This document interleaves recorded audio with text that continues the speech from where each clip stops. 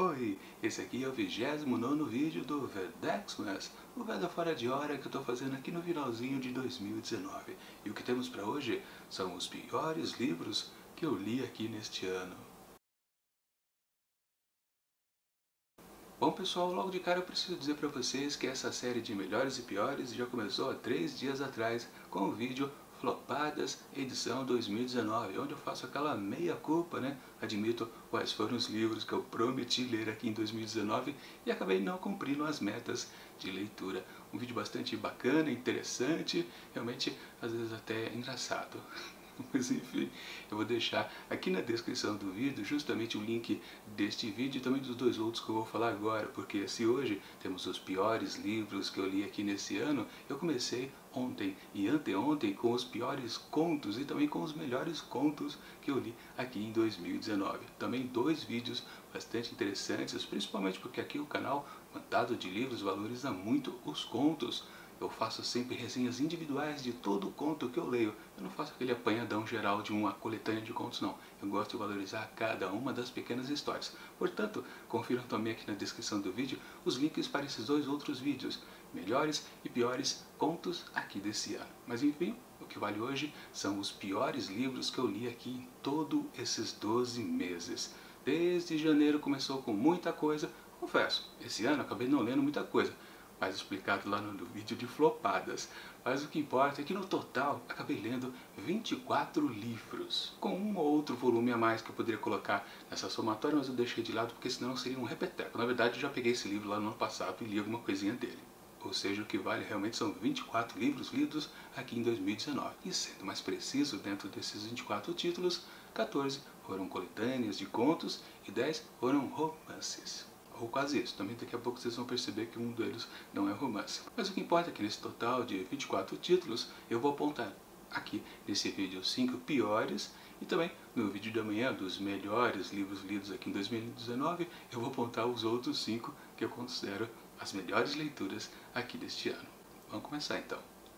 Assim, faltou dizer uma coisa, quais foram as notas que eu atribuí para os livros ao longo do ano. A maioria dos títulos acabou recebendo uma nota 4 asteriscos. Os melhores acabaram recebendo 4,5 e 5. Já o pessoal lá de baixo, que eu considerei um pouquinho fracas as histórias, ou a coletânea de histórias, quando foram os livros de contos, eu atribuí 3,5, 3, 2,5, 2 e por aí acabou. Acho que não baixou mais do que isso. Enfim, foram essas notas. Então aqui, claro, com os piores, teremos essas menores notas asterísticas. Enfim, vamos começar então. Aliás, eu fiquei na dúvida de qual apontar a quinta pior história aqui nesse ano, qual o quinto pior livro que eu li. Porque eu fiquei na dúvida, na verdade empatou as notas com 3,5 para esses dois títulos aqui. Eu vou mostrar para vocês. Exatamente, esta seleção de contos, deixa eu colocar desse lado que fica melhor, seleção de contos do livro Decameron, para quem não sabe, de Giovanni Boccaccio. Ele escreveu um livro que tem 100 pequenas noveletas. E aí, este autor aqui, organizador, chamado Maurício Santana Dias, ele fez uma seleção das 10 melhores, na opinião dele. Portanto, o que eu li aqui de Decameron, foi a minha primeira leitura a respeito dessa obra do italiano, realmente foi uma seleção bem pequena e, claro, com o gosto aqui do organizador. Ou seja, na verdade, eu não estou dizendo que essa nota tem a ver exatamente com toda a obra, com todos os 100 contos, noveletas de Decameron, apenas dessa seleção aqui. Então eu fiquei um pouco na dúvida, realmente, se valia a pena dizer que isso aqui foi algo fraco. Na verdade, está em cima de uma opinião de um segundo elemento, né? O organizador. E depois também teve essa coletânea de contos aqui da Ruth Rendell, Uma Agulha para o Diabo e Outras Histórias. Então, também é um livro de contos. Os dois casos têm o mesmo aspecto. Aí eu fiquei pensando, na verdade, qual vai realmente marcar essa nota baixa aqui? No caso, eu acho que eu posso até deixar de lado o Decameron, como disse, é uma seleção de uma segunda pessoa. Já no caso aqui, foi a própria autora que colocou esses contos aqui nesta coletânea e determinou que sim, um seria boa companhia para o outro. E aí, então, eu posso dizer que realmente, no geral, eu não curti então esse livro da Ruth Rendell. Sim, temos aqui histórias de assassinato policial, gênero policial que a gente pode mais definir aqui. A Ruth Rendell é considerada uma grande, também, rainha do crime, assim como a famosa Agatha Christie. Só que eu até pensava que seria algo bem parecido. Na verdade, não é. Agatha Christie, ela trabalha mais com o detetivesco, ou seja, acontece um crime e alguém vem e investiga e descobre quem é o culpado da vez. Já no caso aqui dessa escritora, a Randall, ela trabalha com algo diferente. Ela apresenta algumas situações que tendem ao iniciar a história que a gente já sabe que alguma das pessoas envolvidas ali vai morrer. Claro, a outra passa a ser o assassino. Às vezes nem é exatamente um assassinato, tem umas coisinhas diferentes.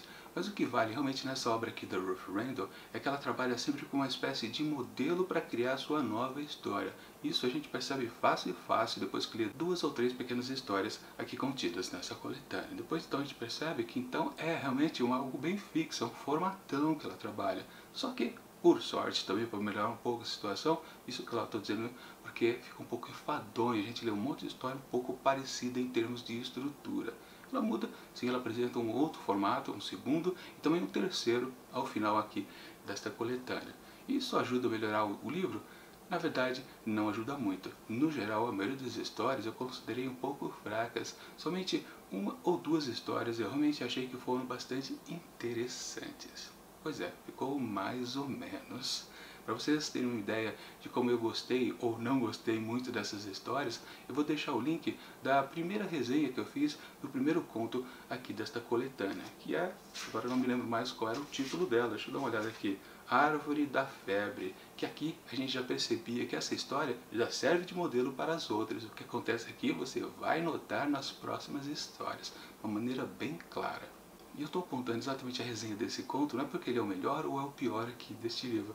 Não, é porque na verdade eu não fiz a resenha geral aqui deste livro, mas todas as resenhas de todos os contos individualmente estão lá dentro do projeto Contos do Meio Dia. Por isso que eu apontei o primeiro, aí você dá uma caçada através do nome da autora, Ruth Rendell, aí vocês descobrem o restante das resenhas que tem aqui nesse livro. Vocês percebem que realmente a cada nova história ficava um pouco assim desapontado com o que ela ia apresentando pra gente. Por isso que ela fica aqui, esse livro da Ruth Rendell, Uma Agulha para o Diabo e Outras Histórias, na 5ª colocação como um dos piores livros aqui de 2019.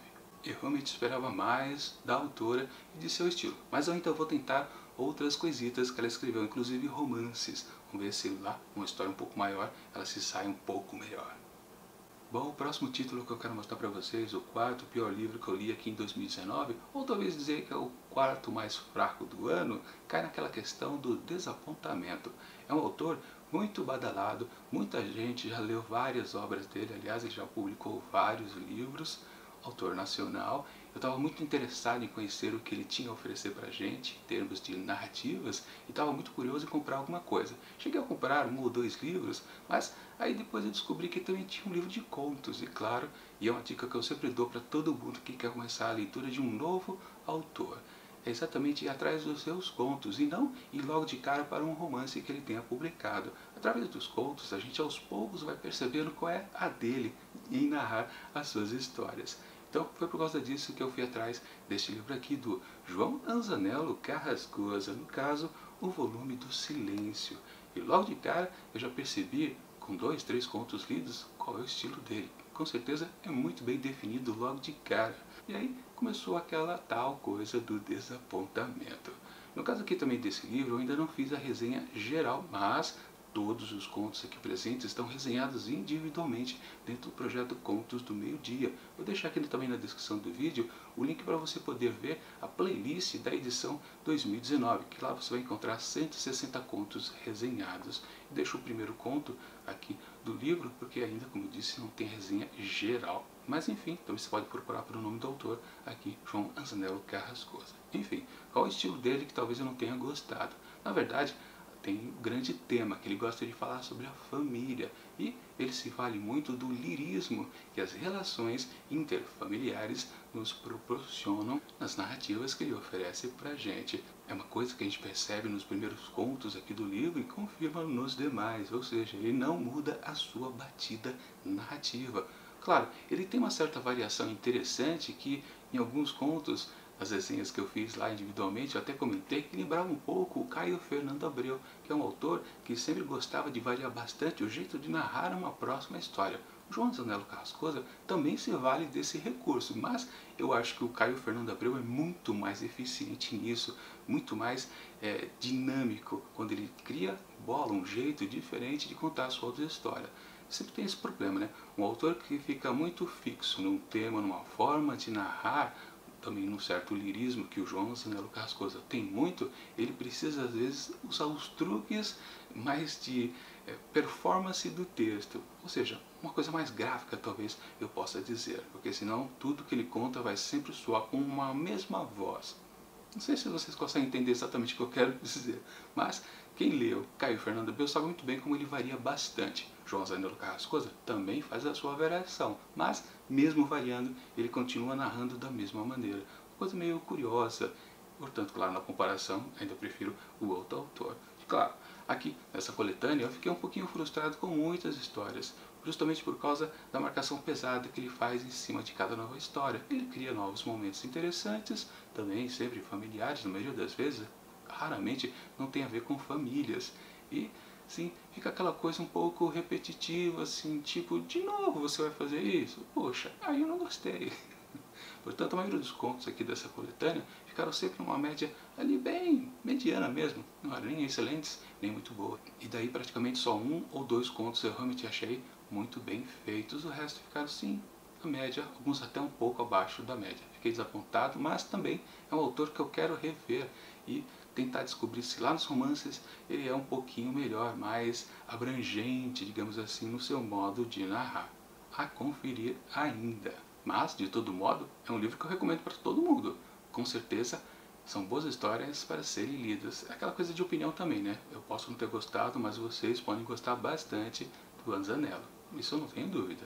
Agora, o terceiro pior livro que eu quero mostrar aqui para vocês, que eu li aqui em 2019, cai naquele esquema de mal selecionado, talvez, as histórias. Por causa, então, claro, da organização. Eu me refiro a essa coletânea aqui, Elas por Elas, que tem o subtítulo Histórias de Mulheres Contadas por Grandes Escritoras Brasileiras, ou seja, uma coletânea com vários escritores, no caso aqui sempre escritoras brasileiras. Aí temos aqui Clarice Lispector, Raquel de Queiroz, Nélida Pion, Adriana Falcão, Lígia Fagundes Telles, Ana Cristina César, Maria Valéria Rezende, Adélia Prado, Cíntia Moscovici, Pagu e também a Lívia Garcia Rosa. Tudo isso aqui foi organizado pela Rosa Amanda Strauss. Como eu disse, talvez uma culpa de não ter gostado muito desse livro no geral foi por conta da organização da Strauss. E com certeza o que ela escolheu para colocar aqui dentro do livro são histórias que na maioria das vezes eu considerei fracas. Vale dizer uma coisa, eu cheguei a pular algumas resenhas aqui e nem reli novamente os textos de algumas escritoras que foram Clarice Lispector e também Nélida Pion, porque eu já havia lido esses contos em anos anteriores e eu não quis reprisar, fazer mais outra resenha, porque eu acho que tudo que eu tinha para dizer já tinha dito nas resenhas anteriores, nas outras oportunidades. Claro, se eu tivesse levado em consideração essas duas histórias, tanto da Clarice Lispector como da Nélida Pion, a nota podia até aumentar um pouquinho, quem sabe não ficasse entre, no geral, como um livro fraco. Aliás, vale dizer isso para vocês. Todos esses livros que eu estou mostrando até agora para vocês não considero livros piores lidos aqui nesse ano, mas na verdade, livros fracos, não quer dizer que são ruins. Os ruins mesmo são os dois próximos que eu vou mostrar para vocês. Aí eu não tenho dúvida, aquilo realmente eu não gostei. Esses antes, os três primeiros, são livros fracos, não é que está tudo ruim não. É coisa fraca, é uma coisa bem diferente de ser fraco e de ruim. Enfim, o que vale aqui, a seleção que a Amanda fez aqui, a Strauss, realmente eu não curti. Eu tenho certeza que todas essas autoras fizeram coisas melhores e ela podia ter colocado textos mais interessantes, com certeza.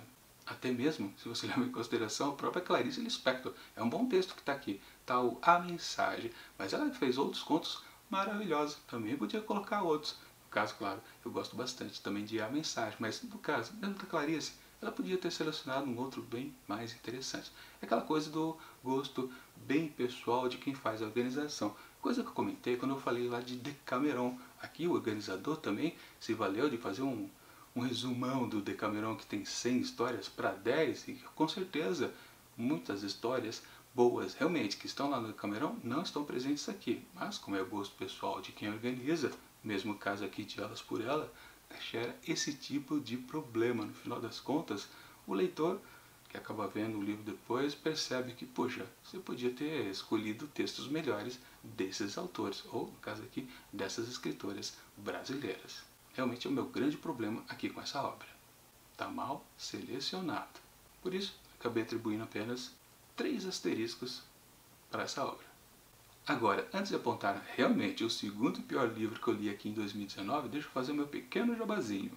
Porque a gente precisa levar em consideração uma coisa. Mesmo que eu não tenha gostado desses livros de alguma forma, pode ser que vocês gostem bastante e podem sim investir na leitura desses livros. Por isso, eu vou deixar aqui na descrição do vídeo também links para você poder adquirir qualquer um desses livros que eu estou mostrando aqui nesse vídeo. Sempre pela Amazon. E valendo sempre aquela dica. Se vocês compram através desse link, vocês ajudam no matado de livros, porque eu ganho aquela comissãozinha de vendedor. Jabá feito. Então vamos continuar então com o vídeo.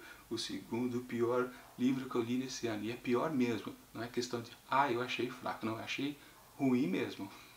Não tem dúvida disso. Esta coletânea aqui também. Aconteceu naquele verão 12 histórias de amor, organizado pela Stephanie Perkins. Também é um livro que temos várias autoras diferentes. E é um livro daqueles que tem um problema logo de saída. É um livro temático. A temática aqui são histórias que acontecem no verão, histórias sempre tendendo ao romantismo. Sim, teremos sempre um casalzinho da vez em cada uma das histórias aqui presentes.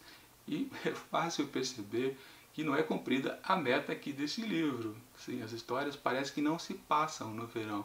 Raramente a gente vê que o pessoal está sentindo um calorzinho, para você ter uma ideia. E olha que não é nem difícil resolver esse problema, né? Porque é só colocar o elenco de personagens dentro de um lugar um pouco mais quente, né? Uma região do país, enfim. N motivos você pode se valer para poder configurar que a história se passa no verão, mas nem isso as histórias às vezes não conseguem. Mas o que vale mesmo, vale definir uma coisa: isso aqui é um livro voltado para o gênero de jovens adultos, uma literatura bem de nicho, ou seja, as histórias têm um formatão muito pesado. São aqueles personagens adolescentes que estão saindo da sua fase da adolescência e estão entrando na fase adulta, então tem aqueles questionamentos. Eu sempre digo que é um tipo formado meio fabricado. Na verdade, os jovens não pensam nisso não. E os jovens retratados nessas histórias são de uma maneira muito infantilizadas. É um contraste danado. Enfim, é uma coisa de gênero. Aliás, eu até comentei nos vídeos passados aqui dos melhores e piores no finalzinho de 2019 que realmente esse tipo de publicação eu realmente não quero mais ler, porque realmente eu não sou o público-alvo. Quem tem que ler esses livros aqui são os jovens adultos, que são adolescentes que estão querendo virar adulto. Aí sim eles podem curtir o que está aqui escrito, porque foram feitas essas histórias para eles. Eu que sou um velhão, né? Realmente acho que eu já passei dessa idade de ler esse tipo de história. Mas com certeza, aliás, quando eu tinha essa idade aqui, eu não lia isso aqui. Aliás, nem existia esse gênero, para falar a verdade. Lá nos anos 70, 80, isso aqui não existia. Isso foi criação de poucos anos atrás e realmente é uma coisa de nicho, bem para fisgar um pessoal um pouco ainda que não tem jeito para selecionar bons livros. Por isso que eu considero realmente isso aqui um dos piores livros que eu li aqui nesse ano. Aliás, de tudo que eu já li em toda a minha vida. É fraco mesmo. É ruim, para falar a verdade. Assim, uma história salvou aqui. Uma eu gostei. Aí tudo bem.